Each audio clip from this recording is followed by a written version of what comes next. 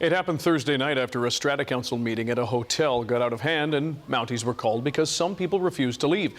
The video shows officers trying to arrest the pair. Since this video went public, investigations into the incident have been announced by the RCMP, New Westminster Police, and a civilian agency that reviews complaints against the RCMP.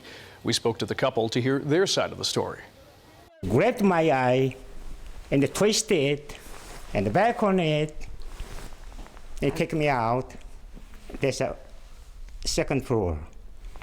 And push it, kick it, and I loading down and down and down, rest area. And come down. And he pushed my chest on the knee. On the knee. For more on this controversial video, we're joined by someone who's been in policing a long time, former West Vancouver Police Chief Cash Heed. Cash, what was your first reaction when you saw that video? Well, certainly an overreaction by the police officers that were attending. You had an elderly couple. Of course, there was some altercation or discussion that took place, which led to the police being called. And the officers, in my opinion, overreacted. The physical force that was utilized is certainly, in my opinion, unjustified. We have to pay particular attention to the fact that we only have this one segment. We don't know what happened prior. We don't know what happened after the incident. But according to what we have witnessed, what we reviewed in that video, certainly their force was unnecessary, in my opinion. What should those officers have done in that case, do you think? Well, certainly have a few more resources there to help you deal with the situation. If you have people that are not complying to what you want, but there's no physical danger at that particular time, you want to remove them from that scene. You have several officers that carry the people away from the situation in a civil manner. You do not drag them down the stairs. And even the elderly female, the officer had trouble trying to contain her and removing her from the situation. You had a young child who was yelling and screaming and trying to prevent the altercation from taking place. So it was a chaotic situation that the officers, in my opinion, handled very poorly.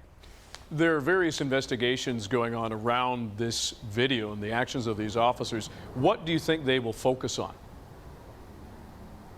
The New West Police will focus on the criminal aspect of the investigation. That is, was there excessive force applied by the officers? Are they not justified in utilizing that amount of force?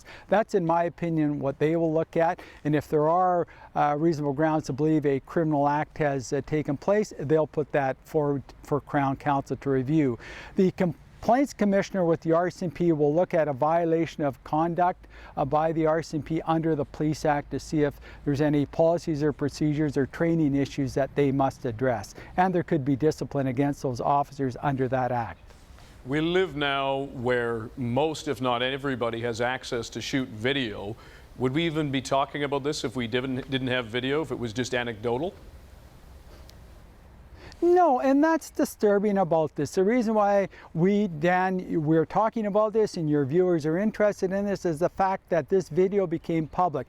Everyone viewed it, and it appears that the police did not respond until there was a bit of an outcry from the people who viewed this video. You and I would not be talking about this, and I often refer to the Paul Pritchard video on the Robert Jacansky incident at the airport. That situation would not be to where it is right now had that 20-second video not been available for us to view. It's the same situation here, and that's what's concerning. If we did not have the opportunity to view that video, we would not be talking about this right now. And lastly, Cash, does it surprise you that with access to video and shooting video that these actions, and granted it's just a snapshot of what happened, are still happening? It is. It's very surprising. It's very upsetting. It should be upsetting to the viewers of your station as to why this is still occurring in this day and age. We know the video's out there.